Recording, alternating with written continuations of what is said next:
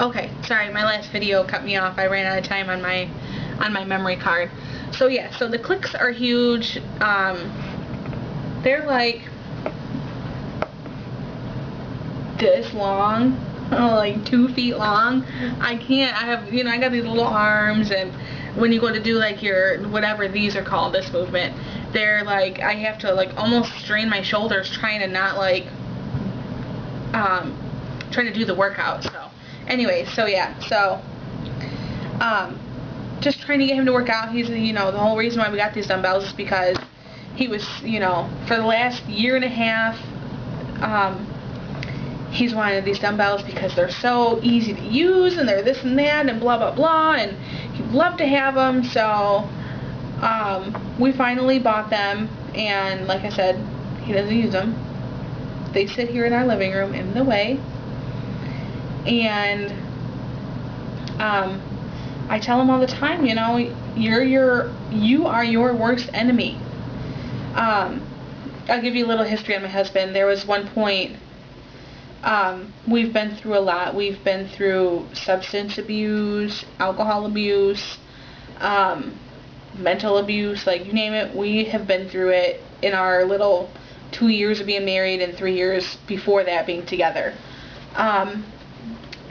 We've gone through what you would in a lifetime of marriage, and somehow we come together and strive to make it work, and right now our relationship's the best it's ever been. So anyways, off of that subject, I swear he has sleep apnea. He snores so loud. There was one point I could not even sleep in the same room as him. I could sleep on the couch in the living room way down the hall, and he would still keep me up. I now sleep with earplugs. It still wakes me up. I still tell him to roll over. I still wake him up. He still yells at me in the night because I shouldn't be waking him up. But, like, he snores so loud, and I think he has sleep apnea, and I keep telling him, like, while he may not be, really overweight, he's overweight and he's got issues, he can't do anything without sweating to death or breathing really hard, like, gasping for air, and I'm just like, honey, you have to do something, like, let's be healthy together. And I just recently got him to agree to start eating a little bit healthier. I know he's still eating whatever he wants. And that it makes it hard for me, and I've told him, it's really hard for me to watch you get to eat whatever you want. And I mean, there's consequences. Obviously he's gaining weight, but he could also lose the weight like it's nothing. But it's just hard when I sit there and watch him, and I kid you not, I'm not joking at all. When we go out to eat, we have to get an appetizer. He usually has dessert. He eats all of his meal. He eats over half of my meal. And when our son is done, he eats the rest of his meal. And an hour later, he'll say, I'm still hungry. There's no way you're hungry. You have issues. You're not hungry. You're being fat and greedy.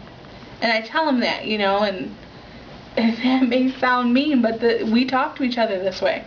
We are realists. You don't like to hear it, don't say it. Don't be around us. We will tell you the truth.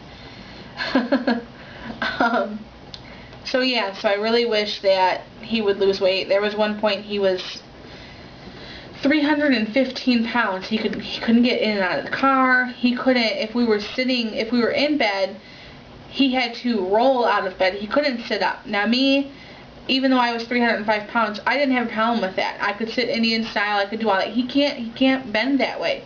He's too big, but I don't know what his BMI is or what his goal weight is, but, he's 6'1".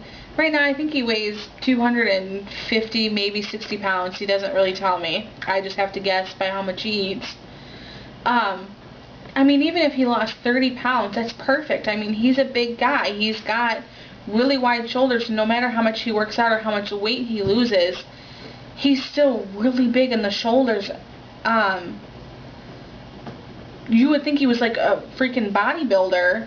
When he loses the weight, his waist is like a 30-inch waist and like 60 inches at his shoulders. Now, I'm exaggerating. It's not really that big, but the distortion... Not distortion, the difference between, he's like a triangle. His body is like this. So, I mean, he looks freaking awesome when he wears fitted clothes when he's been working out, and I wish he would, you know, get back to that point. But I just want us to teach our son to be happy and healthy. You have to be healthy. There are too many things out here that are killing people these days, you know, with the heart disease and the cancer. And I know weight doesn't really have anything to do with cancer, but I mean, just to be able to prevent things, you know, diabetes, you know, like anything.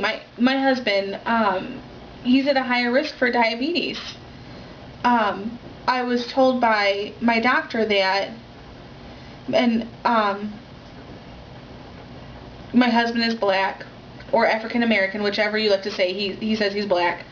They say that when you get to a certain point, the biggest sign that you are either diabetic or you are about to become diabetic is that on your neck you'll get a dark line around your neck. And he has that. And I'm just terrified that he's going to be diabetic because, sorry if my camera was just shaking. I have my feet up on the desk and I was shaking my foot, so I don't know how long that was going on. It's expensive and it's miserable to have because you're constantly giving yourself shots. You have a very strict diet. I mean, you could die from it. You could die from it and it not even, you know, like, if you eat too much sugar, you can go into like a diabetic coma and all those things, and it just terrifies me.